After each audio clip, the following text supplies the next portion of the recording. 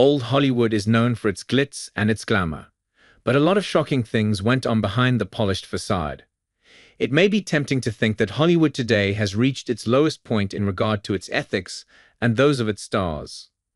Unfortunately, it seems that the movie business has attracted scandals since its birth. Here are 10 dark Hollywood scandals that are long forgotten.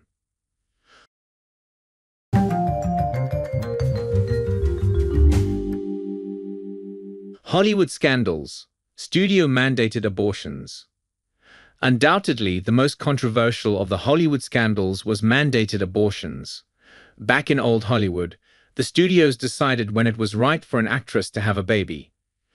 When a starlet got pregnant at an undesirable time, she was quietly checked into a hospital for an appendectomy or an ear infection. Joan Crawford, Jeanette MacDonald, and Bette Davis all had abortions for the sake of their careers.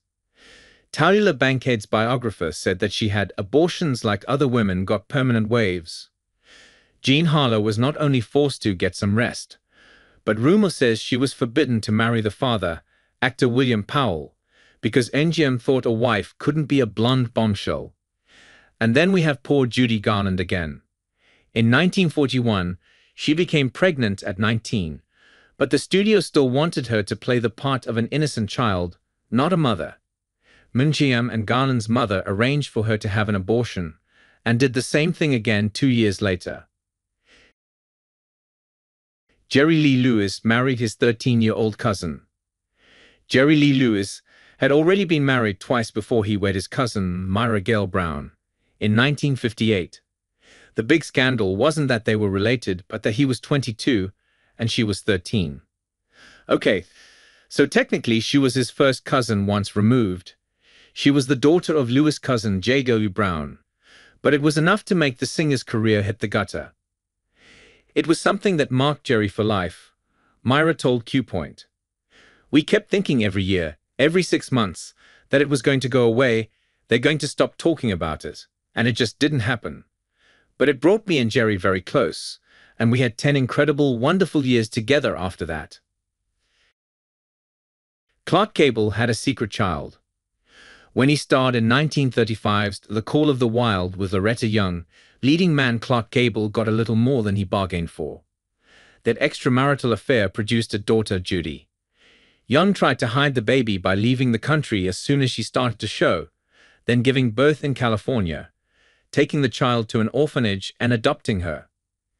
Judy, who died in 2011 at the age of 76, was 31 before she learned the full truth about her parentage. Gable never publicly acknowledged that Judy was his child. Death of Alfalfa. The Little Rascals was a series of over 200 comedy shorts featuring over 40 child actors across its run. One of the most popular characters was Alfalfa, a freckled boy with a cowlick on the top of his head. Hardly the scene for one of the great Hollywood scandals of the time. Carl Switzer, the actor who played Alfalfa, struggled as an adult. He started drinking, his marriage fell apart, and in 1959, he was gunned down trying to collect a $50 debt. Moses Stiltz, the man who shot Switzer, pleaded self-defense and was cleared of all charges. However, in 2000, Stiltz's stepson, Tom Corrigan, came forward claiming that Stiltz had murdered Switzer. Corrigan claimed that he had agreed to testify after the shooting, but was never called. Rumors sprang up that Switzer was such an unpleasant person that police wanted to close his case as soon as possible. His death received little media coverage, as he died the same day as famed director Cecil B. DeMille. Lana Turner's boyfriend was found dead in her home. Mobster Johnny Stompanato began an abusive relationship with actress Lana Turner in the mid-1950s. In 1958, he was stabbed to death by Turner's 14-year-old daughter, Cheryl Crane, who said she did it to protect her mother from Stompanato's violence. Cue an international media frenzy and much speculation. Many suspected that Turner herself was responsible and Crane took the fall. In the end, it was ruled a justifiable homicide. George Raft really was a gangster. George Raft specialized in playing tough guys like convicts, crooks, and mobsters. Perhaps it was Raft's real-life association with mobsters that influenced casting directors. His first role was a coin-tossing henchman in Scarface, which set the precedent for his career. He is known to have had lifelong associations with mafia men like Oni Madden and Bugsy Siegel. Raft had grown up in Hell's Kitchen, a poor area of New York where his best friend, Benjamin Bugsy Siegel, taught Raft how to flip coins. Raft admitted to running bootleg liquor operations for the mob. Later, Siegel, a known mobster with movie connections, helped Raft break into the movie business. The mafia never seemed to be far away from Raft's film work. Al Capone even showed the Scarface director how to fire a Tommy gun. Elizabeth Taylor had an affair with Debbie Reynolds' husband. Once upon a time, actresses Elizabeth Taylor and Debbie Reynolds were great friends. This changed in 1958 when Taylor seduced Reynolds' husband, Eddie Fisher. He soon divorced Debbie and married Liz in 1959.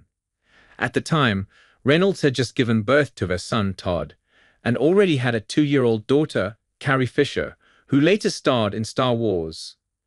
The papers branded Liz Taylor a homewrecker, and Fisher's singing career took a nosedive. 2 years into her new marriage, Taylor began an affair with her Cleopatra co-star, Richard Burton. Decades after the scandal, Reynolds and Taylor buried the hatchet. They even reunited on screen in Taylor's final movie role in the 2001 comedy These Old Broads.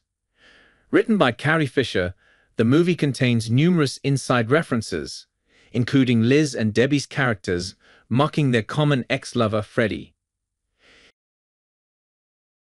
Carol Brady's date with her son. Let's lighten things up with the time that Carol Brady dated her son. Except she didn't really. Florence Henderson, who played Carol in the beloved 1970s TV show The Brady Bunch, went on a date with Barry Williams, who played her eldest son Greg on the show. In his 1992 autobiography, Growing Up Brady, I Was a Teenage Greg, Williams revealed that he was infatuated with his TV mom.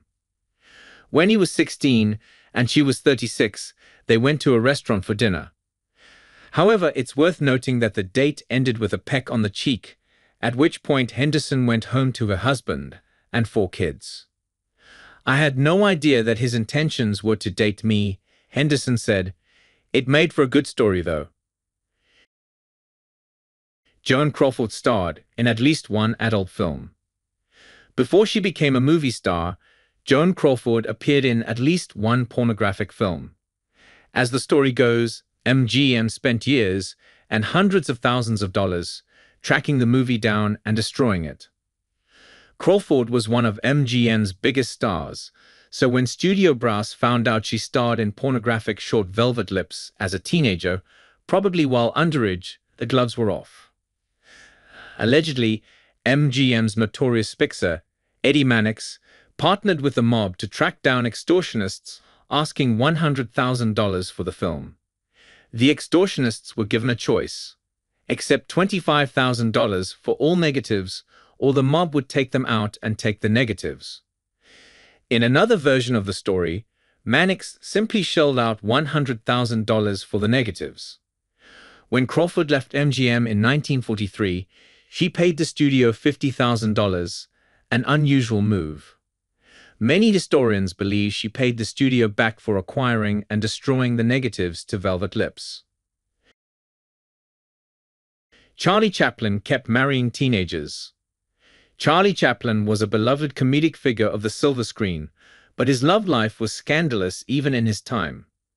Chaplin was married 4 times throughout his life, first at the age of 29, and the last time at 53, but the age of his brides all stayed relatively the same. His first marriage, again at age 29, was to 16-year-old Mildred Harris, but the couple divorced 2 years later. Then at 35, he married 16-year-old Lita Gray. The pair even wed in Mexico to avoid California's statutory rape laws. Gray claims she was forced to marry Chaplin after becoming pregnant with his child. The marriage would last for 3 years before a very public divorce occurred. In 1932, Chaplin began a relationship with 22-year-old Paulette Goddard, though she told him she was 17 at the time. They later married when she was 26 and he was 47, and stayed together for 6 years. In his 50s, Chaplin found his fourth and final wife, 18-year-old Una O'Neill, daughter of playwright Eugene O'Neill. This would prove to be the one that stuck.